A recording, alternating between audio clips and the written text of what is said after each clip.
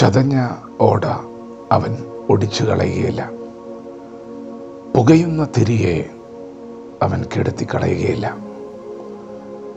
ദൈവത്തിൻ്റെ മാറ്റമില്ലാത്ത വചനം ശ്രദ്ധിക്കുന്ന പ്രിയപ്പെട്ടവരെ, ചതഞ്ഞ ഓട പോലെ നിങ്ങളുടെ ജീവിതം തകർക്കപ്പെട്ടിട്ടുണ്ടെങ്കിൽ ഇന്ന് പകൽ പരിശുദ്ധാത്മാവ് പറയുന്നു, ദൈവം നിങ്ങളെ തള്ളിക്കളയുകയില്ല, ദൈവം നിങ്ങളെ ഉപേക്ഷിക്കുകയില്ല, ദൈവം നിങ്ങളെ കൈവിടുകയില്ല.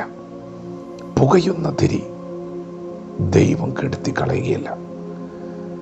പ്രിയപ്പെട്ടവരെ, നമ്മുടെ കർത്താവായ യേശു ഗെത്സമന മുതൽ ഗൊൽഗൊഥ വരെ കുരിശ് ചുമന്നത്, നമ്മുടെ പാപം ചുമന്നത് നമ്മെ രക്ഷിക്കാൻ വേണ്ടിയാണ്.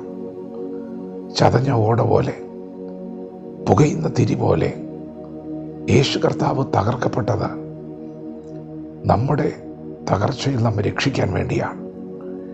യേശുക്രിസ്തു രക്ഷകനാണ്. യേശുക്രിസ്തു വീണ്ടെടുപ്പുകാരനാണ്. അവൻ കഷ്ടപ്പെട്ടത് നമുക്ക് നന്മ നൽകാൻ വേണ്ടിയാണ്. നാം ഓരോരുത്തരും അനുഗ്രഹിക്കപ്പെടാൻ വേണ്ടിയാണ്. അതുകൊണ്ട് പ്രിയപ്പെട്ടവരെ, ദൈവം നിങ്ങളെ കൈവിടില്ല, ദൈവം നിങ്ങളെ ഉപേക്ഷിക്കില്ല. നിങ്ങളുടെ ജീവിതത്തിൽ പുതിയ ആരംഭങ്ങൾ ഉണ്ടാകും, പുതിയ അധ്യായങ്ങൾ തുറക്കപ്പെടും. അതെ, അവൻ ഭൂമിയിൽ ന്യായം സ്ഥാപിക്കുന്ന ദൈവമാണ്. തളരുകയില്ല, അധൈര്യപ്പെടുകയില്ല. നിന്നെ വീണ്ടെടുക്കുന്നത് വരെ, നിനക്ക് സ്വസ്ഥത നൽകുന്നത് വരെ, നിന്റെ മുറിവ് കെട്ടുന്നത് വരെ, നീ സമാധാനം അനുഭവിച്ചു എന്ന് ഉറപ്പ് വരുത്തുന്നത് വരെ അവൻ നിനക്ക് വേണ്ടി പ്രവർത്തിച്ചു കൊണ്ടിരിക്കും. തളരാതെ പ്രവർത്തിക്കും. നിങ്ങൾ ഒരു പക്ഷേ ഇന്ന് പകൽ തളർന്നിട്ടുണ്ടാകാം. എന്നാൽ യേശു ഒരിക്കലും തളരുകയില്ല. ഭൂമിയുടെ അറുതികളൊക്കെയും സൃഷ്ടിച്ച ദൈവം ക്ഷീണിക്കാത്ത ദൈവമാണ്. നിന്നെ താങ്ങുന്ന കരം ക്ഷീണിക്കാത്ത കരമാണ്. പ്രിയപ്പെട്ടവരെ, ദൈവം നിങ്ങളെ തള്ളിക്കളയുകയില്ല. എത്ര ചതഞ്ഞെന്ന് ലോകം പറഞ്ഞാലും ദൈവം മുറിവ് കെട്ടും. ദൈവം നിന്നെ തോളിൽ വഹിക്കേണ്ടതാണെങ്കിൽ തോളിൽ വഹിക്കും. ദൈവം നിന്നെ നടത്തും. ദൈവം തൻ്റെ ന്യായം സ്ഥാപിക്കുവോളം